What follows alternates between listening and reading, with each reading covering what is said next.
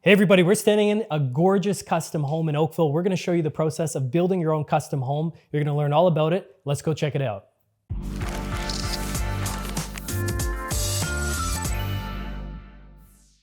Okay, I'm with the homeowner of this gorgeous property, Marco, and Ruben Furtado from the Rockstar Real Estate team is with us as well. So Ruben was actually the real estate agent that helped Marco with this property, with purchasing the land, with designing the build, with consulting him through the whole process.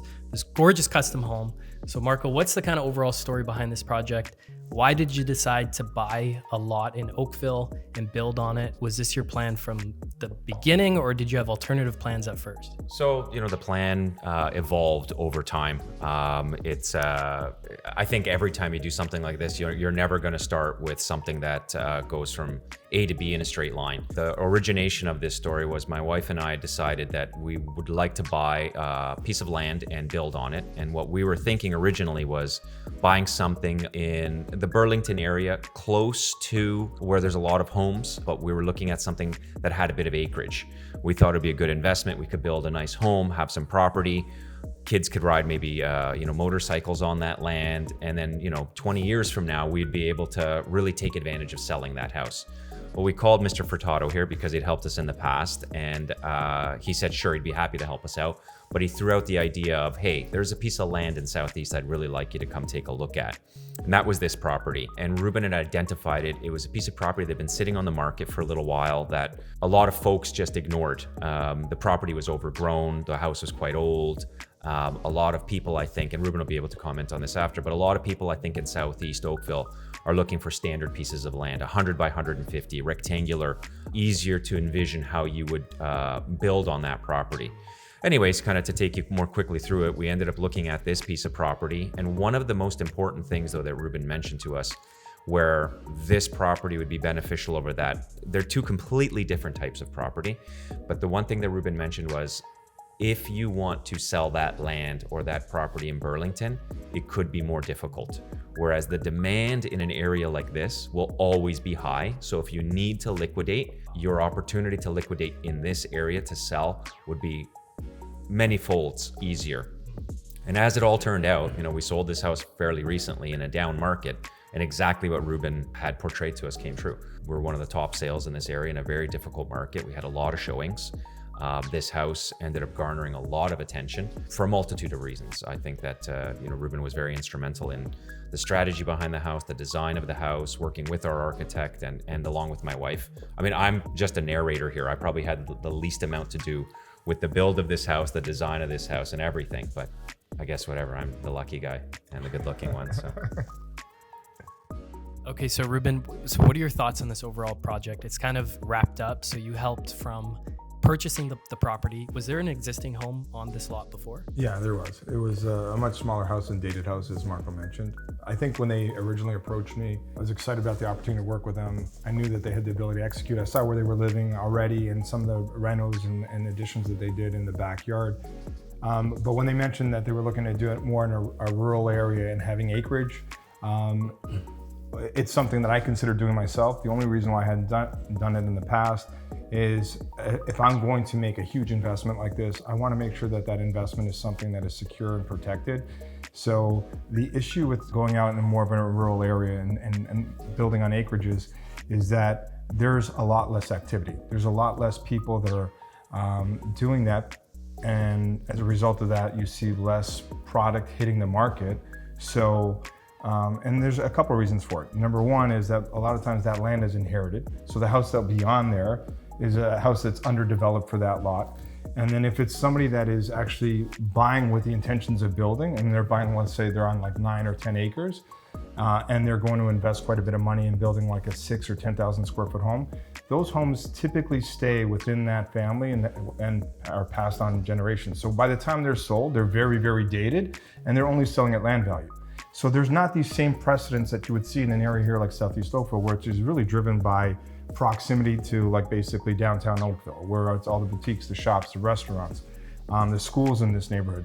So you see a lot of people that are buying here for their personal residence, but you're also seeing a lot of people buying here with the intention that is investing, buying the land, tearing down a house, and then rebuilding much larger homes more extravagant homes that is constantly now setting new precedents in price. So as a result of that, for anybody like Marco and his family who are buying a family home to live in, it just, if something happens in his personal life or in work or anything and he wanted to sell, it just makes it a lot easier. So that was kind of the whole strategy of kind of moving him into this location. And then this lot, the irony, it was sitting here, and I think it's that thing, it's like what Marco said, is most people are looking typically at a 75 frontage or 100 frontage, and they'll even set search criteria up when they're looking for properties that meet that criteria. Where here, this house, because it's a pie shape, towards the front it's much more narrow, but towards the back we're over 200 feet. But where the house sits is still going to be bigger than the majority of the lots in the area because the house sits back on the lot. So this lot, it was again, would be a bit more challenging, but it actually at the end created some of the most amazing things about it was the fact that the way the house was structured, it created a lot of privacy on both sides of your neighbors, right? So that was kind of at the onset and to where we got to where we're at now. So what are some of the main high-level reasons that you like this strategy of building a custom home? You know, to live in yourself, to possibly exit a few years later? Yeah, for me personally, I think it's one, you get to, I always described it as, to some people, I give them the analogy. Imagine you have a family and you buy, let's say a family unlimited pass at Disney. Let's say it's $50,000, even $100,000. You can go as many times as you want, flights, everything included, use it as much as you want. But when you're done with it, you can sell it. And let's say you're selling it still for $100,000. How many people would do that? A lot of people can afford it, would, because they're gonna get the value out of it. And that's what I really think is like the best investment you can make is gonna be on your primary home. And if you're thinking like within like a 5 to 10 year strategy of living in that home, you're going to capitalize on it. Once you go past 10 years of living in a home, especially going past 15, everything that you've done in here starts to really get dated and starts losing its value.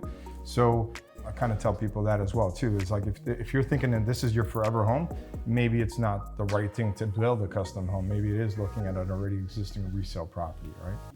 Yeah, I think it's a large undertaking and it's not for everybody. I think that it's a wonderful, amazing, exactly what Ruben just described, but I know it's not for everybody. It's a large undertaking. There's a lot of work involved.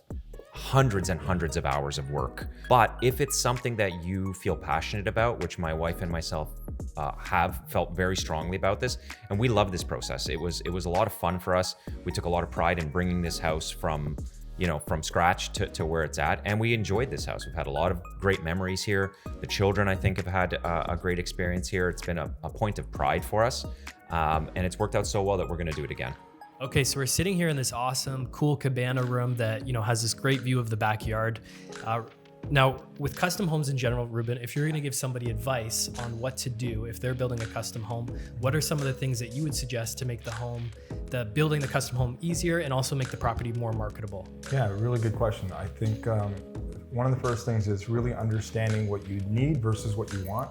I think a lot of people when they're starting, they have this perception that their house has to be like, I want it to be 5,000 square feet or 6,000 square feet, because they have this perception of how much space they really require. But if they can go out and look at houses that are very efficient in terms of how they're utilizing space, that they may come to the conclusion they only need 4,000 square feet rather than 5. Why is that important?